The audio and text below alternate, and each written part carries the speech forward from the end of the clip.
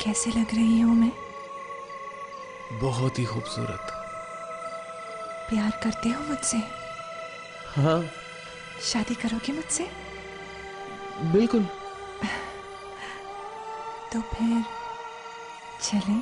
Yes.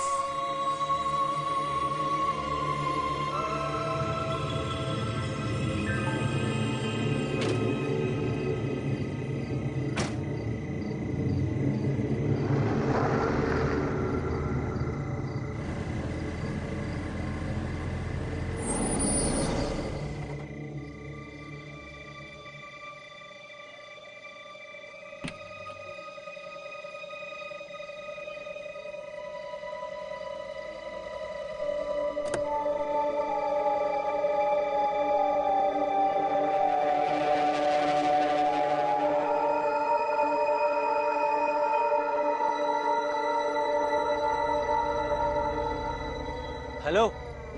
अरे कौन हो भाई? किससे बातें कर रहे हो यार? तुझे दिख नहीं रहा मैं किससे बात कर रहा हूँ? अरे पर यहाँ तो कोई दिखाई नहीं दे रहा। अरे तुम कर क्या रहे हो भाई? निकलो। अपना काम अरे करना। चल। अरे मैं पूछता हूँ, अरे कौन हो भाई? अरे मैं पूछता हूँ। काम कर अपना। चल चल। अरे यार चल।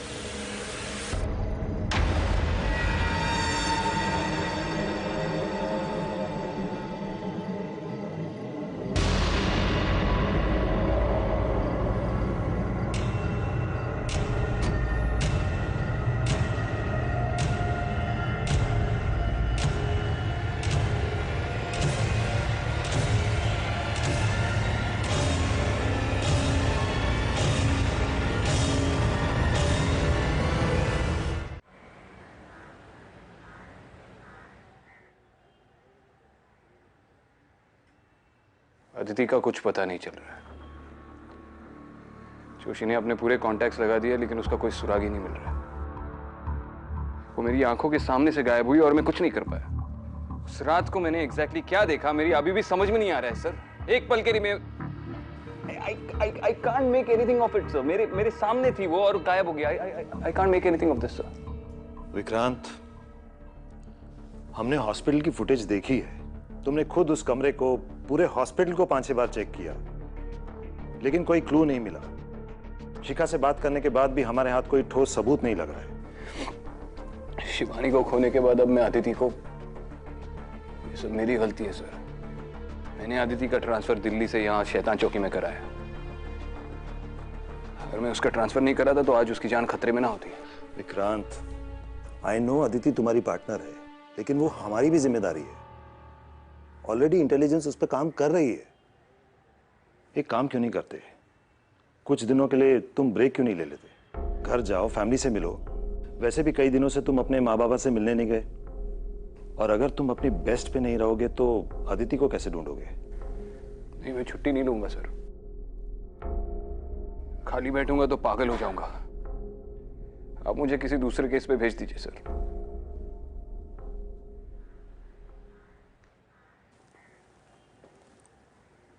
ठीक है, अगर ऐसी ही बात है तो एक केस आया है जिस पे आज से ही तुम काम शुरू कर सकते हो।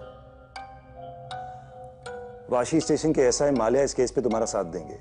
तुम उनसे मिलके इस केस के सारे डिटेल्स ले लो। गुड। जी sir. Thank you sir.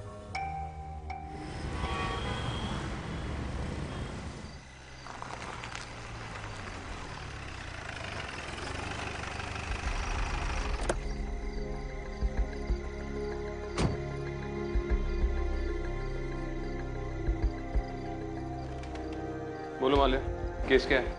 Sir, परसों रात 18 मार्च को जय नाम के एक लड़के की मिसिंग कंप्लेन आई है। उसकी गाड़ी हमें पनवेल के पेट्रोल पंप के पास खड़ी मिली। और लड़का? सर वो नहीं मिला, हम उसे ट्रैक नहीं कर पाए क्योंकि फोन गाड़ी में मिला था। सर कुछ दिनों पहले रतन राज नाम का एक लड़का लापता हुआ था और उसकी गाड़ी हमें ठीक वहीं मिली जहां जय की मिली। दोनों लड़के एक दूसरे को जानते हैं? नहीं सर।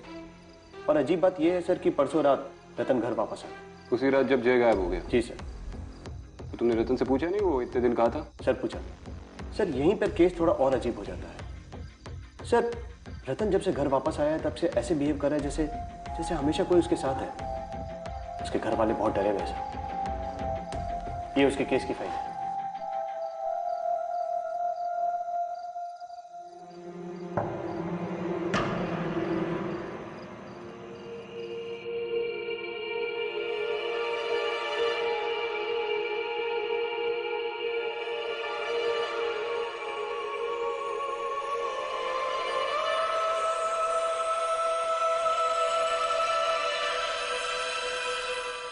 माँ तू ये क्या कर रही है?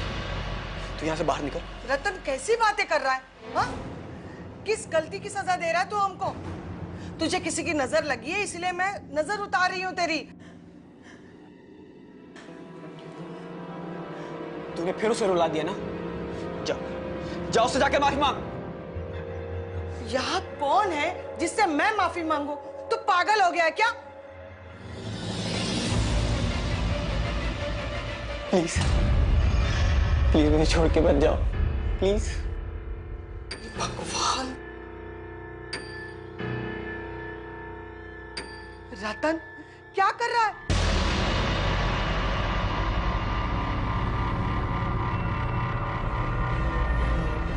माँ तू यहाँ से बाहर निकल। क्या कर रहा है? तू यहाँ से बाहर निकल। अरे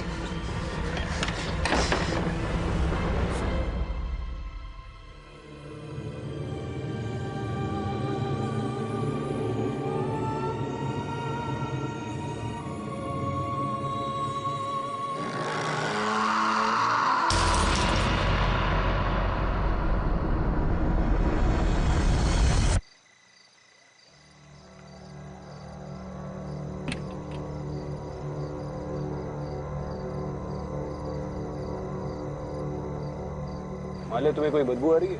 हाँ सर, बड़ी अजीब सी बदबू है। और ये बदबू तब से है जब से हमने गाड़ी को कस्टडी में लिया है। तब से ये बदबू गई नहीं सर। पता नहीं क्यों ये स्मेल जानी पहचानी सी लग रही है। सबसे पहले ये गाड़ी किसने स्पॉट की थी?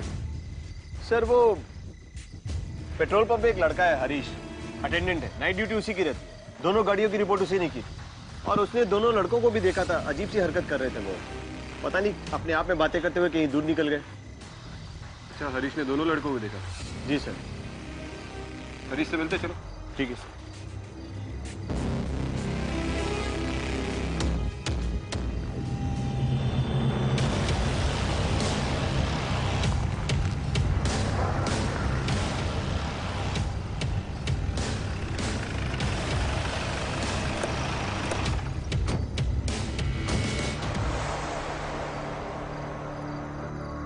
सर यही हरीश है। 18 तारीख की रात को ये लड़का यहाँ पे आया था?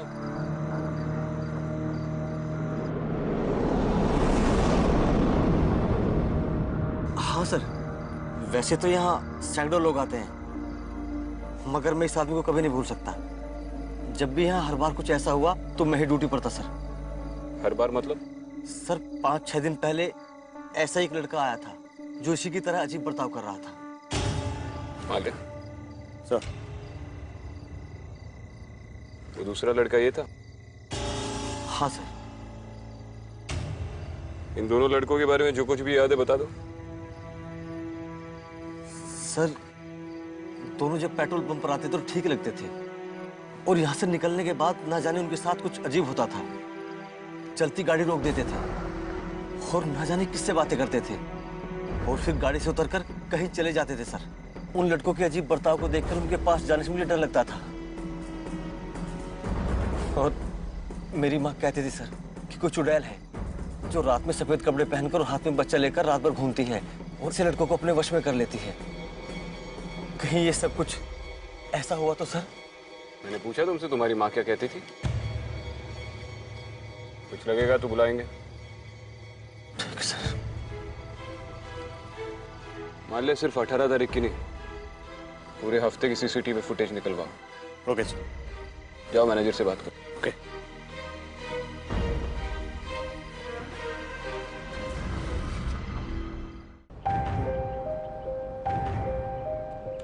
सर 18 का फुटेज रात के 12:20 जय पेट्रोल पंप पहुंचता है।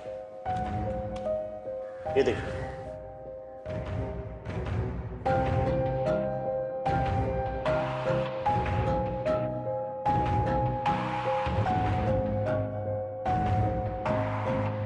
ये नशे में लग रहा है।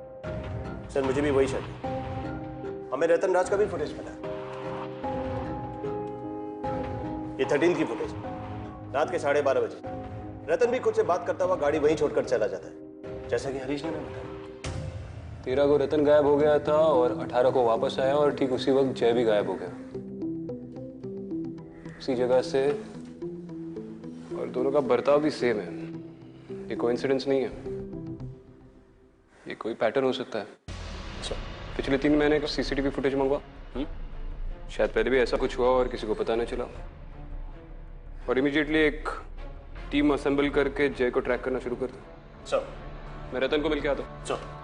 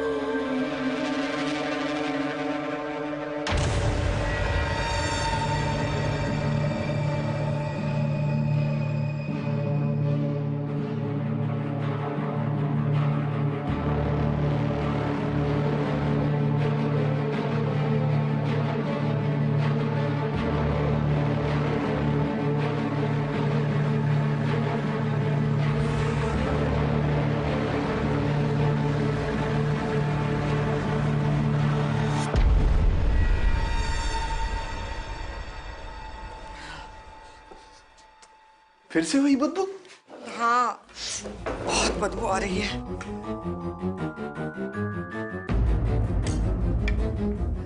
रतन बेटा, आज मैंने तुम्हारी पसंद का खाना बनाया है।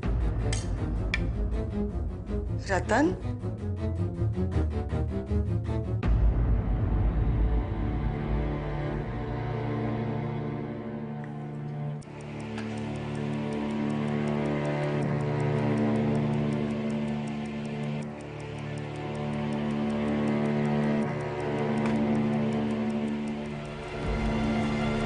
इसकी प्लेट में खाना कौन डालेगा? किसकी प्लेट में बेटा? इसकी प्लेट में। पास करो रतन, पागल तो नहीं हो गए तुम? पागल मैं नहीं, पागल आपकी बीवी हो गई है जो इसको देख के भी अनदेखा कर रही है। अगर इस घर में इसको इज्जत नहीं दी जाएगी ना तो मुझे भी इस घर से कुछ नहीं चाहिए। चलो।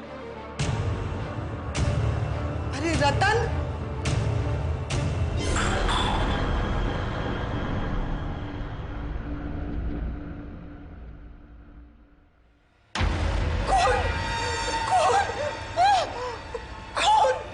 क्या हुआ? वो देखिए ना, खून। कहाँ कहाँ है खून? गाली तो है। अरे देखिए ना, खून है। लगता कोई आया। मैं देखता हूँ।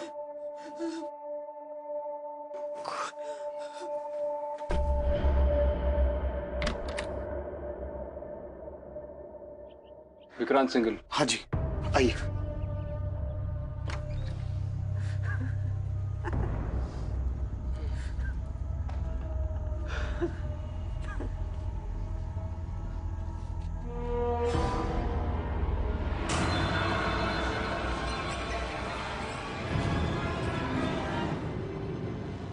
रतन, मैं विक्रांत सिंघल, एसीपी। तुमसे कुछ सवाल पूछने हैं।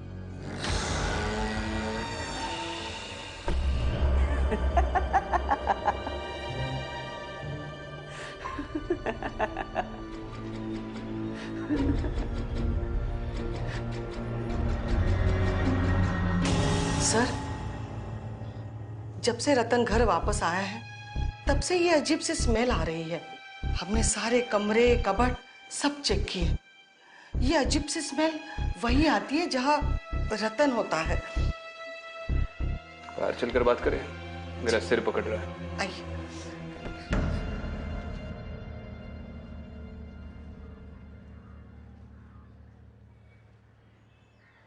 आपके बेटे को शराब या ड्रग्स की लत थी? नहीं सर, कभी नहीं। वो ऐसी चीजों से तो हमेशा मीलों दूर रहा है। घर आने के बाद उसने बताया वो इतने दिन कहाँ था, किसके साथ था? नहीं सर, हमने पूछने की बहुत कोशिश की लेकिन उसने कुछ बताया ही नहीं। अचानक हंसने लगता है, अजीब सी हरकतें करने लगता है। हम बहुत परेशान हो गए। हमारे बेटे को क्या हुआ है? फिर से वही बदबू। कोई मामूली बदबू नहीं है। कुछ महीने पहले हमें डॉकयार्ड एरिया में एक छोटे बच्चे की लाश मिली थी। लाश पूरी तरह से सड़ी हुई थी। ये उसी तरीके की बदबू है।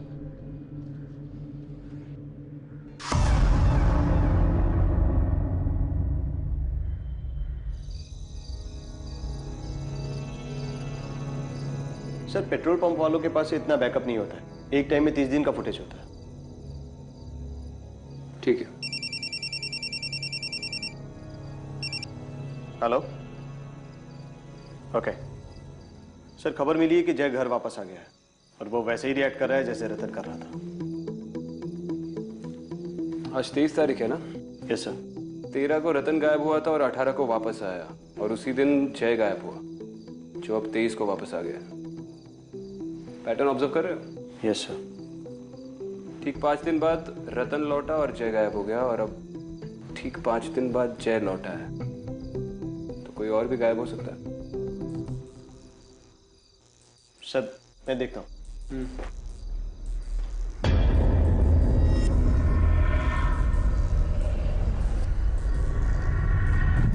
अदिति,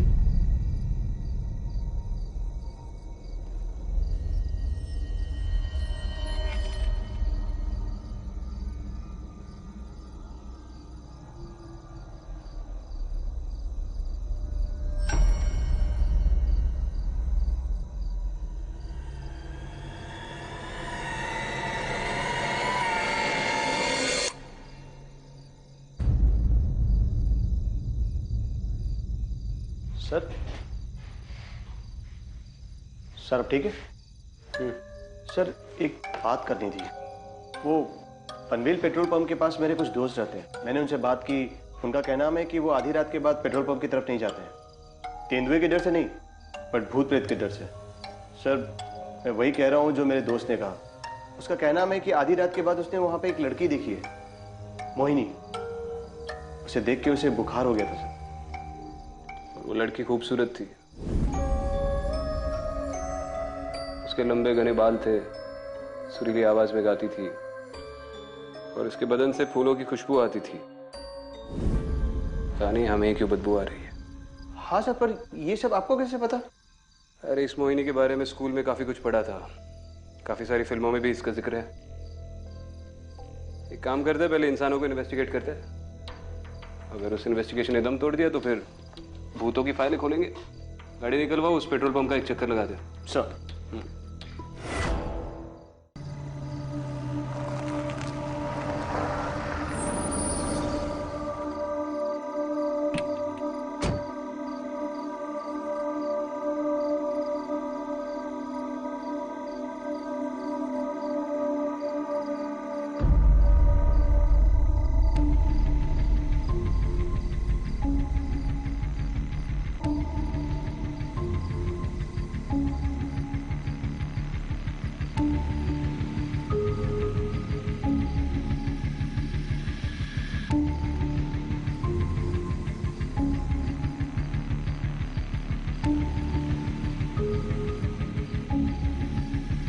सूरज श्रॉफ,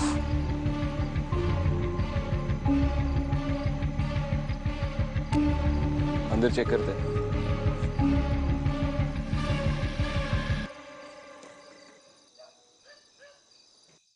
नहीं नहीं, माँ मान जाएंगी, उन्हें बस थोड़ा टाइम लगेगा। नहीं रतन, वो नहीं मानेंगी। लेकिन रतन, तुम मुझसे प्यार करते हो ना?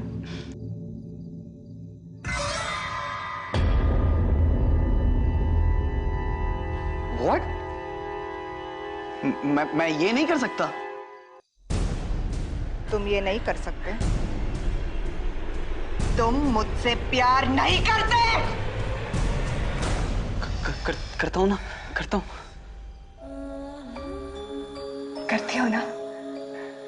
तो लो, साबित करो। मैं साबित करूंगा, मैं साबित करूंगा।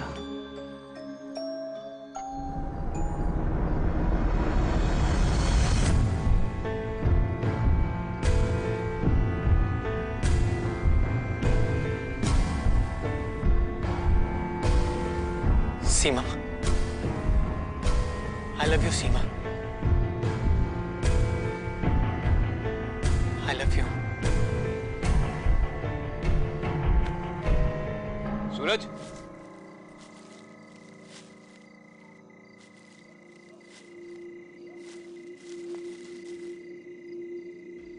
सीमा, मैं तुम्हारे बिना नहीं रह सकता Seema. I love you. Seema. Arya. Sir. तो भाई किससे बात कर रहा तू? अरे कौन है? किससे बात कर रहा है? सूरज, वो हमें अलग करना चाहते हैं सूरज। अरे किससे बात कर रहा है? सूरज, तुम मुझे छोड़ोगे तो नहीं? अरे भाई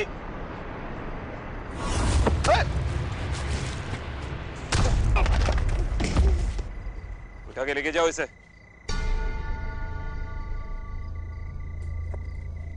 बड़ा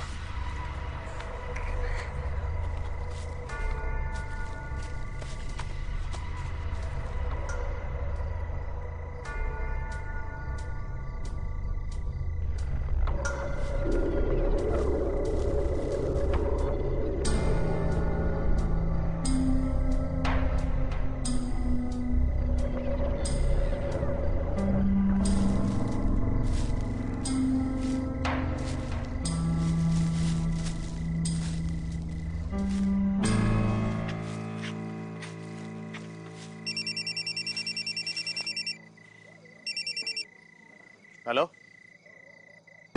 ओके सर, खबर आई है कि रतन और रतन की माँ की मौत हो गई। लाश उनके घर पे मिली है। हमें वहीं पहुंचना होगा।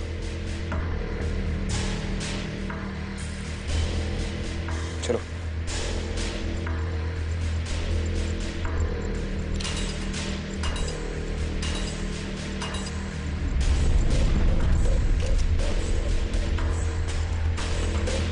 I'm sorry, sir.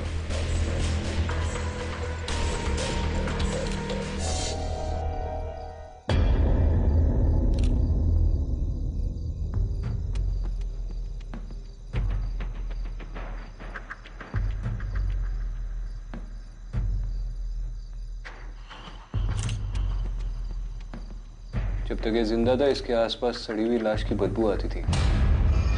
और आज इसकी लाश सामने पड़ी है, लेकिन बदबू गायब है।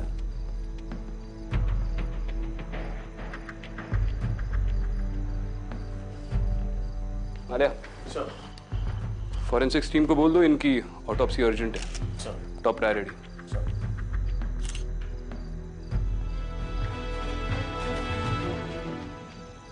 अब बचता है सिर्फ जय। अगर ये कोई पैटर्न है तो जय की फैमिली को इमीडिएटली वार्न करना पड़ेगा। सर।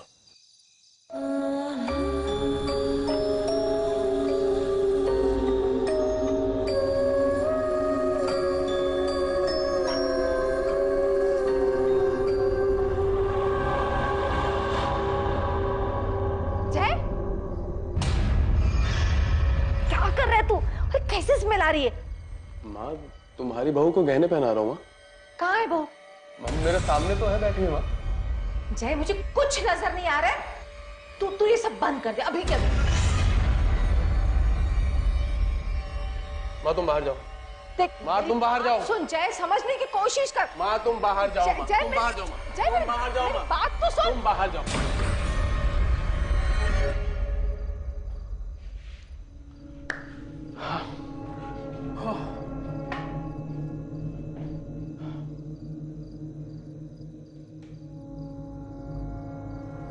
कितनी खूबसूरत हो तुम। मन तो कर रहा तुमसे अभी शादी कर लूं मैं। ये तो मैं भी चाहती हूँ जय, लेकिन तुम्हारी माँ वो कभी नहीं मानेगी। मानेंगी ना, माँ मान जाएंगी। और जय, अगर तुम्हें मेरे और तुम्हारी माँ के बीच चुनना पड़े तो तुम किसे चुनोगे?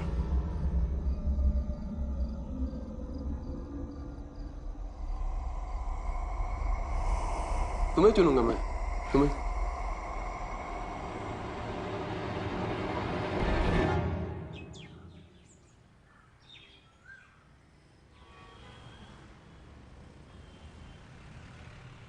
सर, जिस दिन रतन लौटा उसी दिन जय गायब हो गया। और फिर ठीक 5 दिन बाद जब जय लौटा तभी सूरज उस जंगल में घुस गया। और उसी दिन रतन ने अपनी माँ को कत्ल करके खुद को भी मार दिया।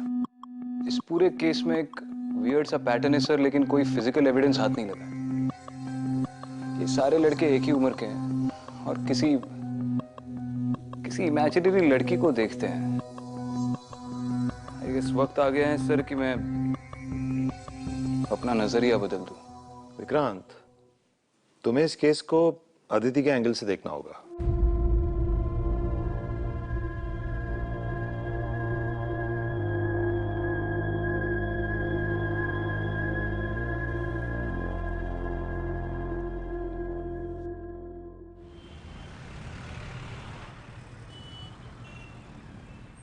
मिसेस रोड़े, जय ने आपको बताया वो किससे बात करते रहता है? कुछ नहीं बताया। मैंने कई बार पूछा, कुछ भी नहीं बताता है। अजीब सी हरकतें करता रहता है। कल तो उसने हद कर दी। मेरी सारी ज्वेलरी लेकर अपने कमरे में चला गया और पता नहीं किससे बातें कर रहा था और किस लड़की को वो सारी ज्वेलरी देने की कोशिश कर रहा था। मुझे तो बहुत डर लग रहा था। पता नहीं इसके साथ ये सब क्या हो रहा है। लड़की को दे रहा था? जी। उसने कोई नाम लिया? नाम? हाँ, कोई नाम तो ले रहा था। हाँ, सीमा नाम ले रहा था वो।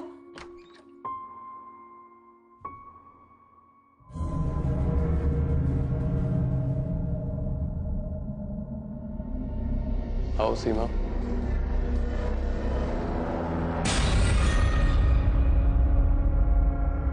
कम।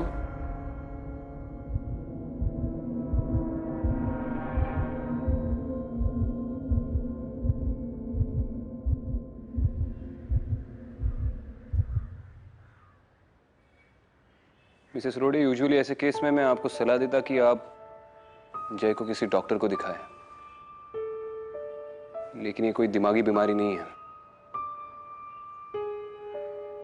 क्या है क्या नहीं है ये अभी मैं आपको नहीं बता सकता। आप बस अपना ख्याल रखिए और जय पे नजर रखिए, और किसी भी वक्त आपको जरा सी भी थ्रेट महसूस हो आप इमीडिएटली मुझे कॉल करना। जी अच्छा। वैसे भी मैं आपके घर के बाहर 24 घंटे के लिए सर्विलेंस रख रहा हूं।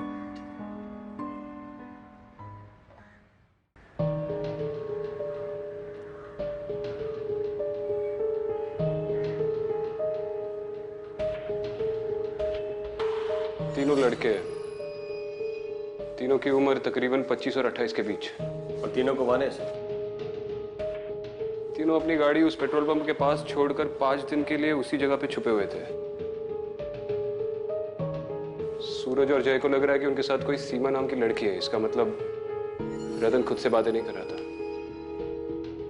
हैल्यूसिनेट कर रहा था। इस एरिया की पिछले कुछ सालों में रिपोर्ट की गई सारी केस फाइल्स निकालो जिसमें सीमा या नाम मेंशन किया हो। सर। सारी case files, accidents, missing persons report, murder case, rape victims, सब कुछ। सर।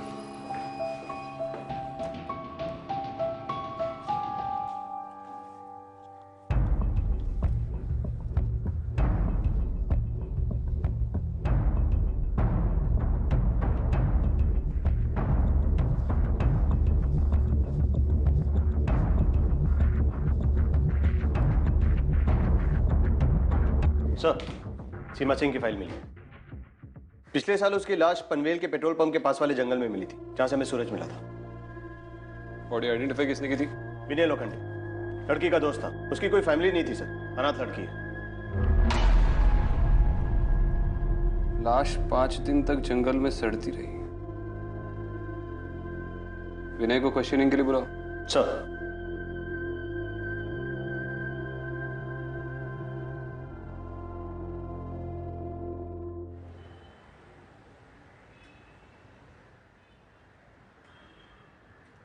ये विनय की मां है।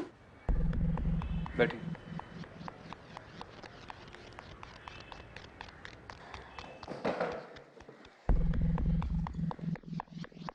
आप लोग मेरे बेटे विनय को क्यों ढूंढ रहे हो? मैं विक्रांत सिंघल, एसीपी। विनय से उसकी दोस्त सीमा के बारे में बात करनी थी।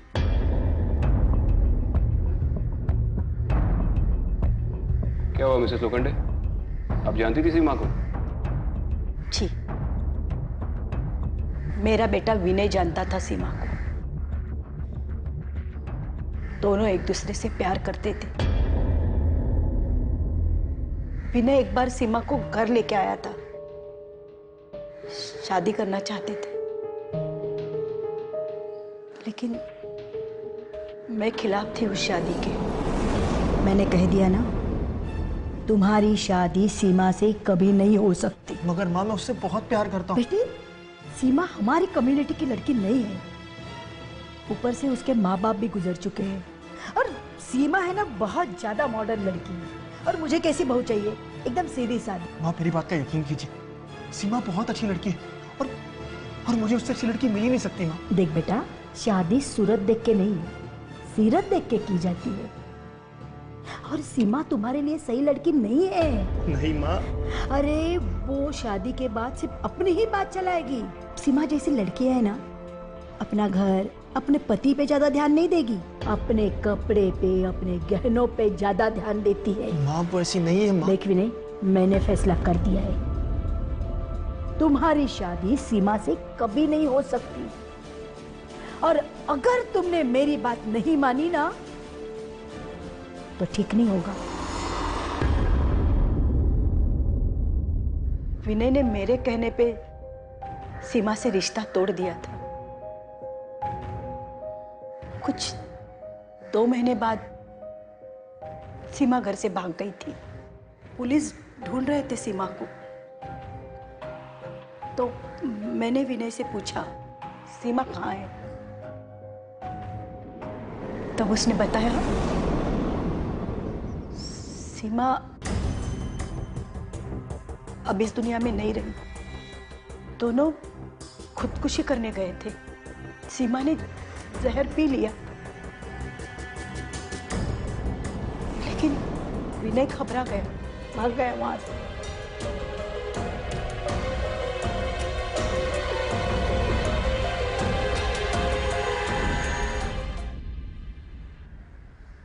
आप लोग पुलिस के पास क्यों नहीं गए?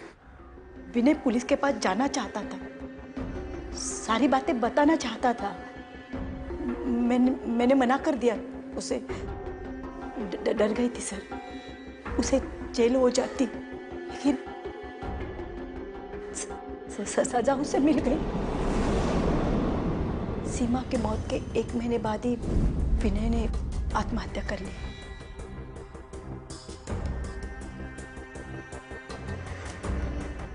सारी गलती मेरी थी सर। सजा मिली मुझे। मेरा इकलौता बेटा था, छीन गया मुझसे। मिली सजा।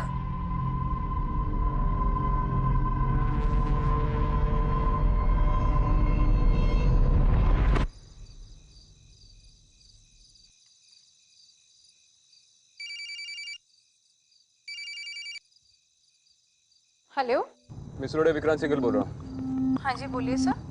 देखिए, मैं जो बोल रहा हूँ वो ठीक से सुनिए। जय अगर सीमा के बारे में कुछ भी कहे तो उसके हाँ में हाँ मिलाना। कहना आप उसकी और सीमा की शादी के लिए तैयार है, आपको कोई हर्ज नहीं है। लेकिन सर, ये सीमा है कौन? वो मैं आपको बाद में बताता हूँ। मैं आपके घर की तरफ ही आ रहा हूँ। और याद रहे, सीमा के बारे में एक भी बुरा शब्द नहीं निकालना। ठीक है।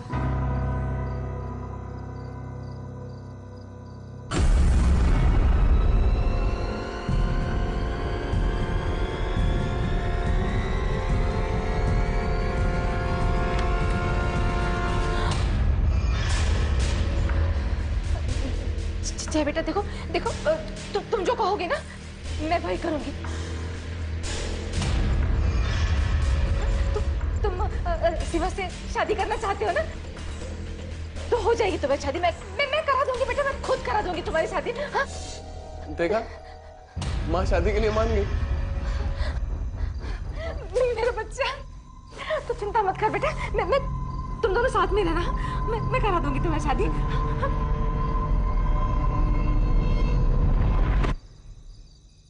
क्या हुआ बेटा?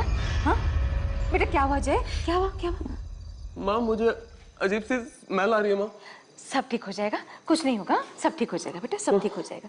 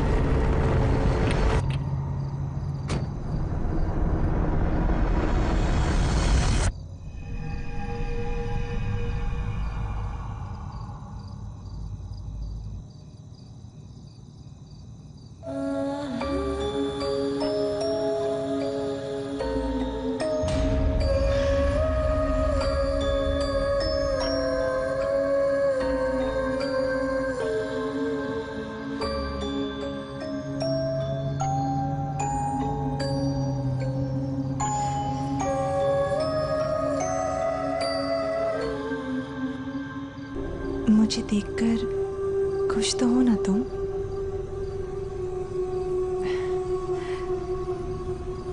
तो बताओ कैसे लग रही हूं मैं खूबसूरत तो हूं ना?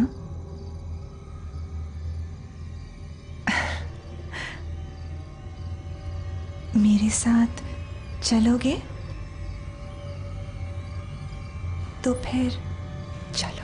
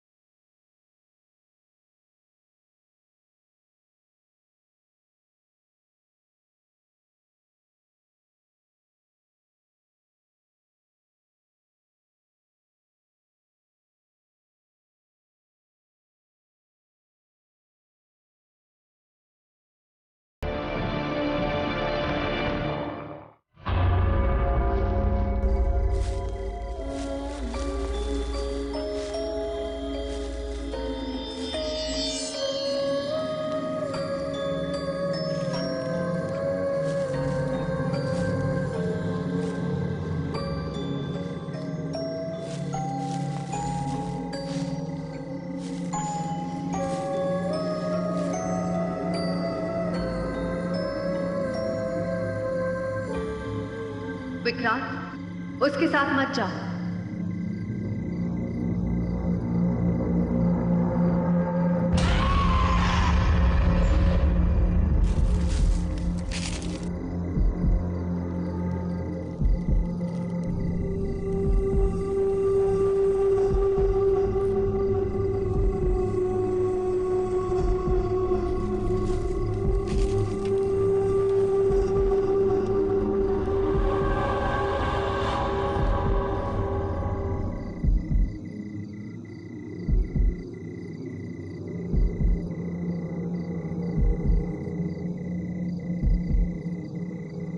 तुम्हारी जान खतरे में है विक्रांत, रुक जाओ।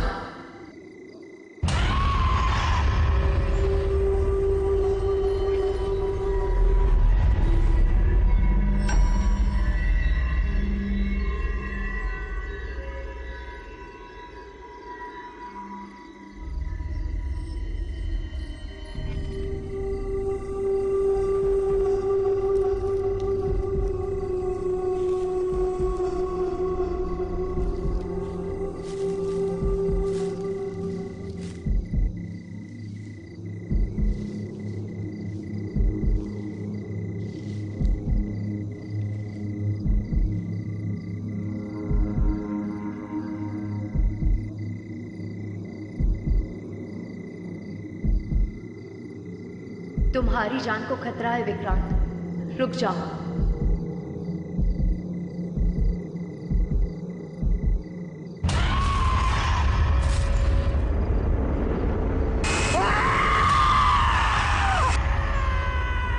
क्या मैं अब तेरे लायक नहीं हूँ?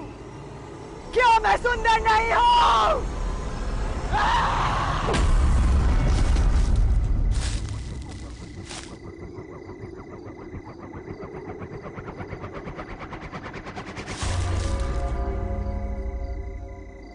सीमा,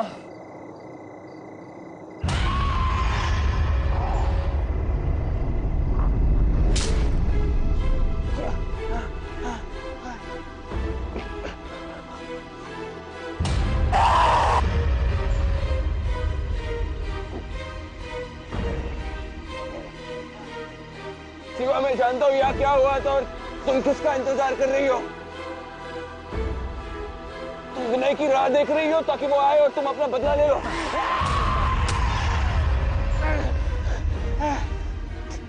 विनय नहीं आएगा सीमा, विनय नहीं आएगा, वो इस दुनिया में नहीं रहा। एक दोस्त को खोने का दुख क्या होता है ये मैं समझ सकता हूँ सीमा, लेकिन तुम अपने प्यार को गलत दुनिया में ढूंढ रही हो। अगर उसका यहाँ पे इंतजार करोगी तो बहुत से निर्दोष लोग मारे जाएंगे। उसे ढूंढना है तो अपनी दुनिया में ढूंढो।